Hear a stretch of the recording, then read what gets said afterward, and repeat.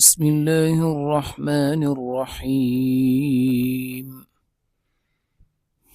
الحمد لله الذي أنزل على عبده الكتاب ولم يجعل له عوجا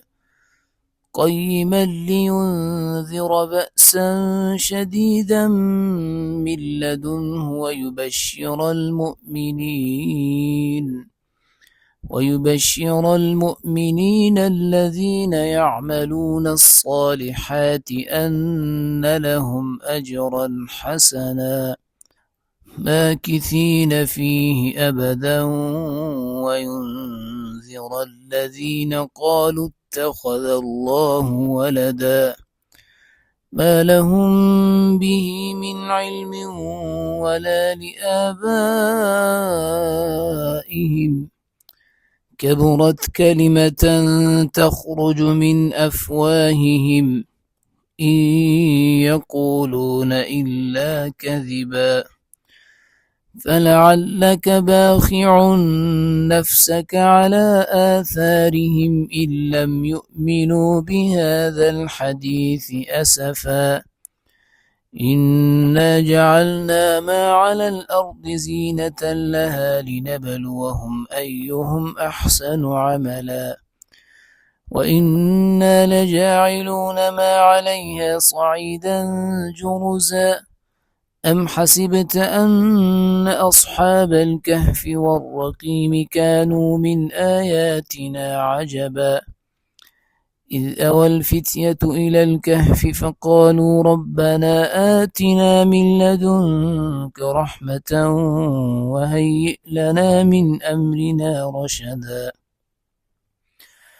فضربنا على آذانهم في الكهف سنين عددا ثم بعثناهم لنعلم أي الحزبين أحصى لما لبثوا أمدا نحن نقص عليك نبأهم بالحق إنهم فتية آمنوا بربهم وزدناهم هدى وربطنا على قلوبهم إذ قاموا فقالوا ربنا رب السماوات والأرض لن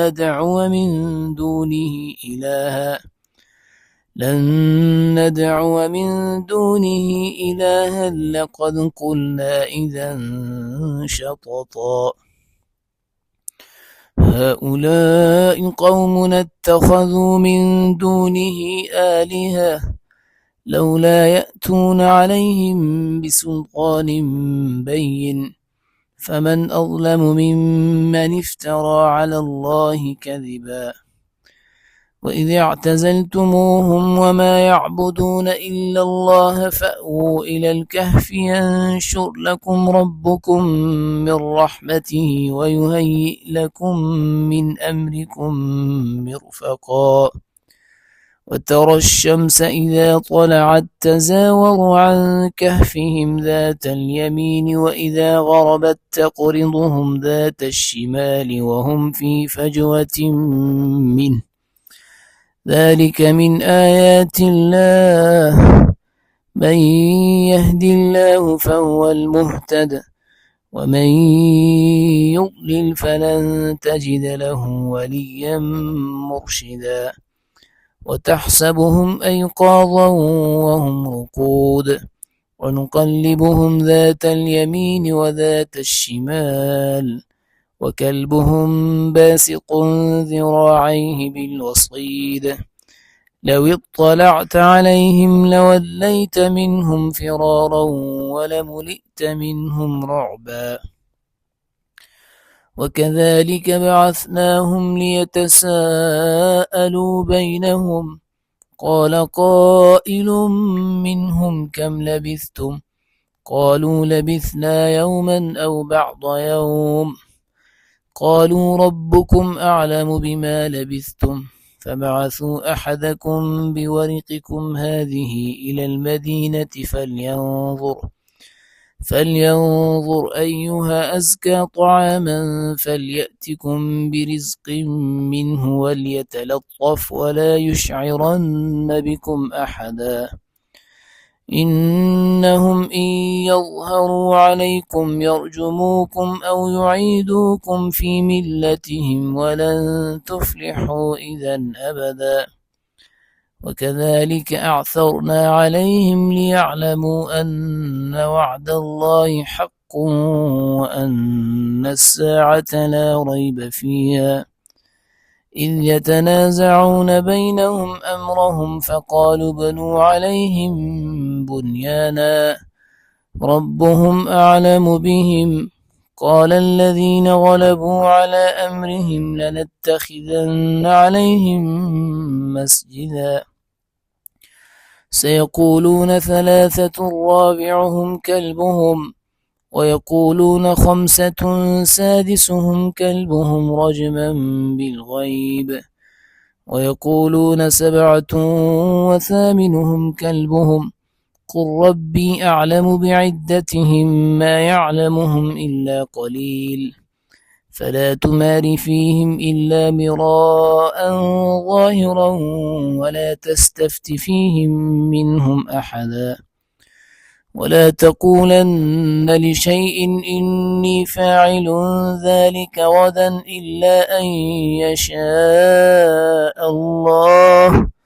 واذكر ربك إذا نسيت وقل عسى أن يهديني ربي لأقرب من هذا رشدا ولبثوا في كهفهم 300 سنين وازدادوا 9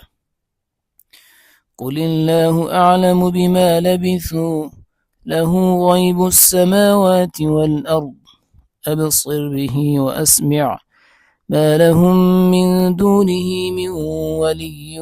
ولا يشرك في حكمه أحدا واتل ما أوحي إليك من كتاب ربك لا مبدل لكلماته ولن تجد من دونه ملتحدا واصبر نفسك مع الذين يدعون ربهم بالغداة والعشي يريدون وجهه ولا تعد عيناك عنهم تريد زينة الحياة الدنيا ولا تطع من أغفلنا قلبه عن ذكرنا واتبع هواه وكان أمره فرطا وقل الحق من ربكم فمن شاء فليؤمن ومن شاء فليكفر إنا أعتدنا للظالمين نارا أحاط بهم سرادقها وإن يستغيثوا يغاثوا بماء كالمهل يشوي الوجوه بئس الشراب وساءت مرتفقا إن الذين آمنوا وعملوا الصالحات إنا لا نضيع أجر من أحسن عملا أولئك لهم جنات عدن تجري من تحتهم الأنهار يحلون فيها من أساور من ذهب ويلبسون ثيابا خضرا من سندس واستبرق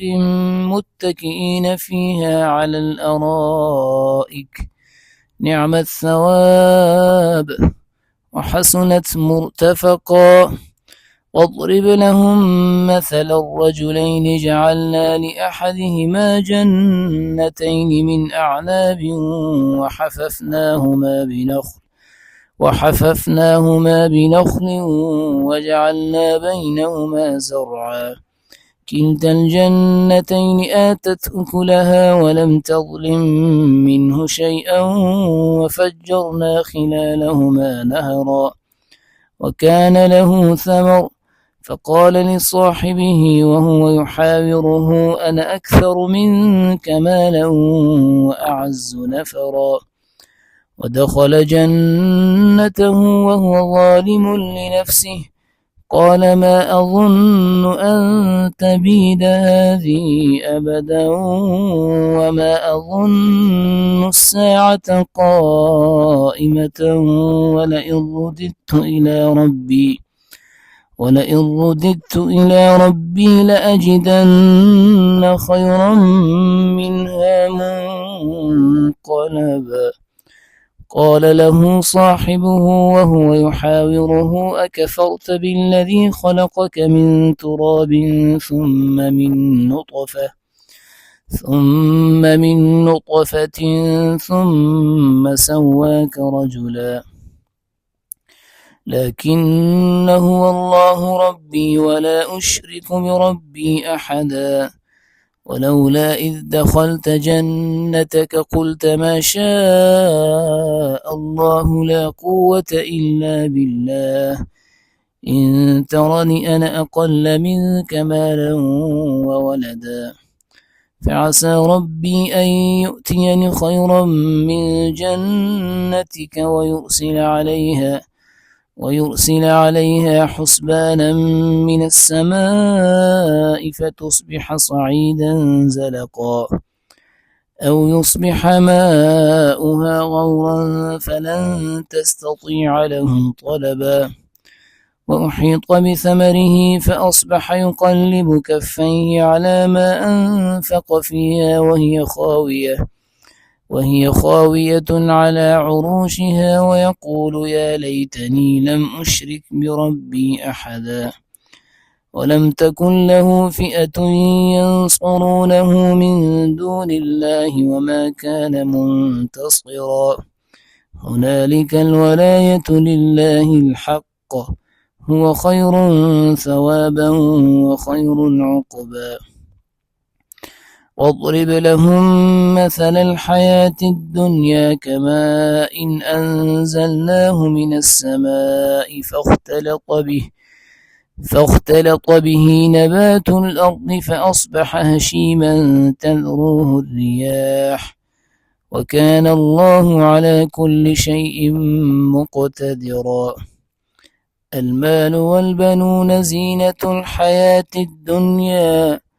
والباقيات الصالحات خير عند ربك ثوابا وخير أملا.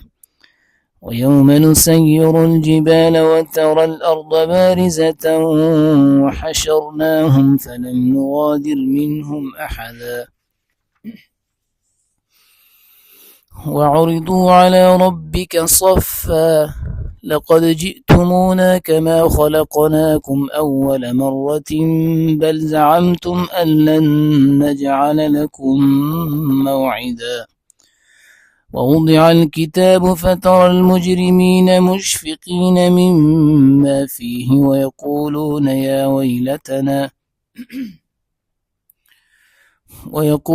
يا ويلتنا ما لهذا الكتاب لا يغادر صغيرة ولا كبيرة إلا أحصاها ووجدوا ما عملوا حاضرا ولا يظلم ربك أحدا. وإذ قلنا للملائكة اسجدوا لآدم فسجدوا إلا إبليس كان من الجن ففسق عن أمر ربه أفتتخذونه وذريته أولياء من دوني وهم لكم عدو بئس للظالمين بدلا. ما أشهدتهم خلق السماوات والأرض ولا خلق أنفسهم وما كنت متخذ المضلين عضدا. ويوم يقول نادوا شركائي الذين زعمتم فدعوهم فلم يستجيبوا لهم وجعلنا بينهم موبقا. ورأى المجرمون النار فظنوا أنهم مواقعوها ولم يجدوا عنها مصرفا. ولقد صرفنا في هذا القرآن للناس من كل مثل وكان الإنسان أكثر شيء جدلا. وما منع الناس أن يؤمنوا إذ جاءهم الهدى ويستغفروا ربهم إلا أن تأتيهم سنة الأولين أو يأتيهم العذاب قبلا. وما نرسل المرسلين إلا مبشرين ومنذرين ويجادل الذين كفروا بالباطل ليدحضوا به الحق واتخذوا آياتي وما أنذروا هزوا ومن أظلم ممن ذكر بآيات ربه فأعرض عنها ونسي ما قدمت يداه إنا جعلنا على قلوبهم أكنة أن يفقهوه وفي آذانهم وقرا وإن تدعهم إلى الهدى فلن يهتدوا إذا أبدا ربك الغفور ذو الرحمة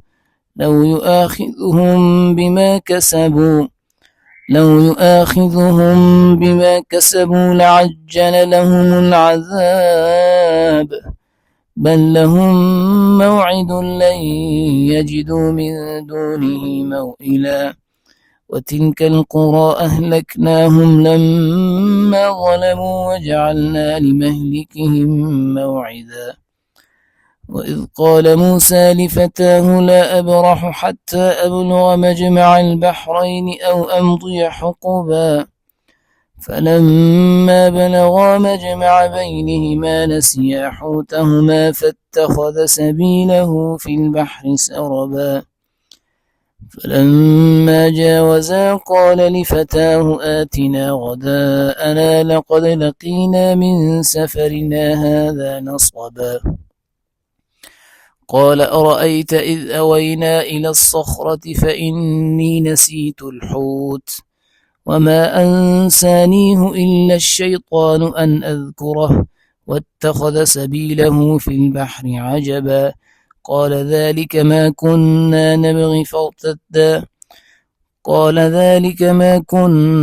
نبغي فارتدا على آثارهما قصصا فوجدا عبدا من عبادنا آتيناه رحمة من عندنا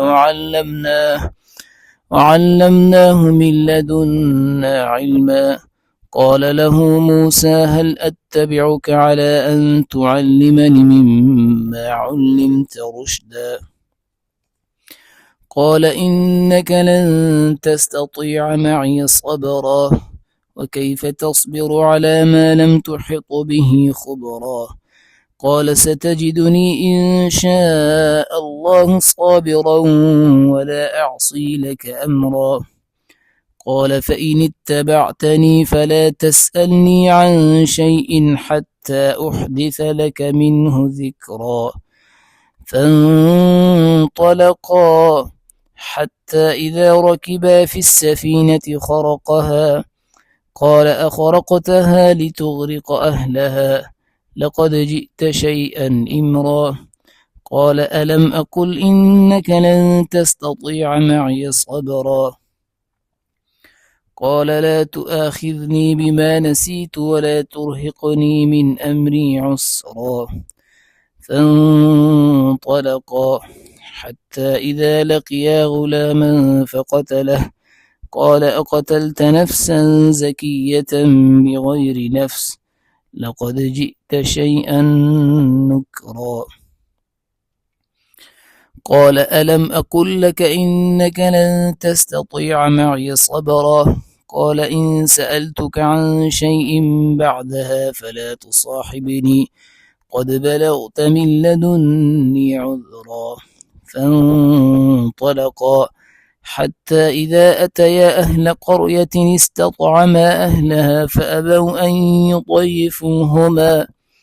فأبوا أن يضيفوهما فوجدا فيها جدارا يريد أن ينقض فأقامه قال لو شئت لاتخذت عليه أجرا قال هذا فراق بيني وبينك سأنبئك بتأويل ما لم تستطع عليه صبرا أما السفينة فكانت لمساكين يعملون في البحر فأردت أن أعيبها وكان وراءهم ملك يأخذ كل سفينة غصبا وأما الغلام فكان أبواه مؤمنين فخشينا أن يرهقهما طغيانا وكفرا فأردنا أن يبدلهما ربهما خيرا منه زكاة وأقرب رحما. وأما الجدار فكان لغلامين يتيمين في المدينة وكان تحته كنز لهما وكان أبوهما صالحا فأراد ربك أن يبلغا أشدهما ويستخرجا كنزهما رحمة من ربك وما فعلته عن أمري ذلك تأويل ما لم تسطع عليه صبرا. ويسألونك عن ذي القرنين قل سأتلو عليكم منه ذكرا إنا مكنا له في الأرض وآتيناه من كل شيء سببا فأتبع سببا حتى إذا بلغ مغرب الشمس وجدها تغرب في عين حمئة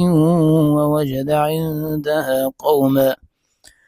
قلنا يا ذا القرنين إما أن تعذب وإما أن تتخذ فيهم حسنا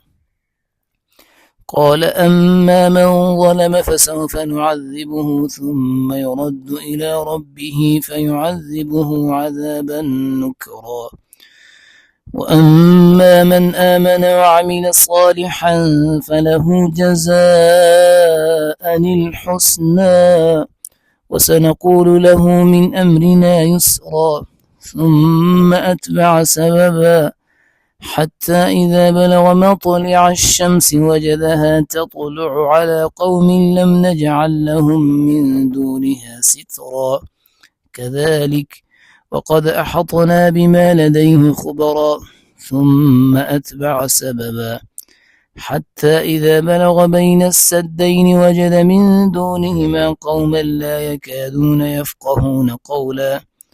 قالوا يا ذا القرنين إن يأجوج ومأجوج مفسدون في الأرض فهل نجعل لك خرجا على أن تجعل بيننا وبينهم سدا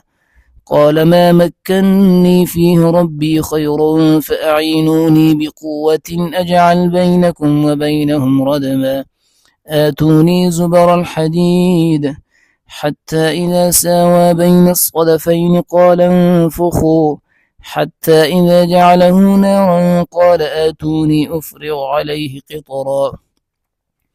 فما استطاعوا أن يظهروه وما استطاعوا له نقبا قال هذا رحمة من ربي فإذا جاء وعد ربي جعله دكا وكان وعد ربي حقا وتركنا بعضهم يومئذ يموج في بعض ونفخ في الصور فجمعناهم جمعا وعرضنا جهنم يومئذ للكافرين عرضا الذين كانت أعينهم في غطاء عن ذكري وكانوا لا يستطيعون سمعا أفحسب الذين كفروا أن يتخذوا عبادي من دوني أولياء إنا أعتدنا جهنم للكافرين نزلا قل هل ننبئكم بالأخسرين أعمالا الذين ضل سعيهم في الحياة الدنيا وهم يحسبون أنهم يحسنون صنعا أولئك الذين كفروا بآيات ربهم ولقائه فحبطت أعمالهم فلا نقيم لهم يوم القيامة وزنا ذلك جزاؤهم جهنم بما كفروا واتخذوا آياتي ورسلي هزوا إن الذين آمنوا وعملوا الصالحات كانت لهم جنات الفردوس نزلا خالدين فيها لا يبغون عنها حولا قل لو كان البحر مدادا لكلمات ربي لنفد البحر قبل أن تنفذ كلمات ربي لنفد البحر قبل أن تنفذ كلمات ربي ولو جئنا بمثله مددا قل إنما أنا بشر مثلكم يوحى إلي أنما إلهكم إله واحد فمن كان يرجو لقاء ربه فليعمل عملا صالحا ولا يشرك بعبادة ربه أحدا. صدق الله العظيم.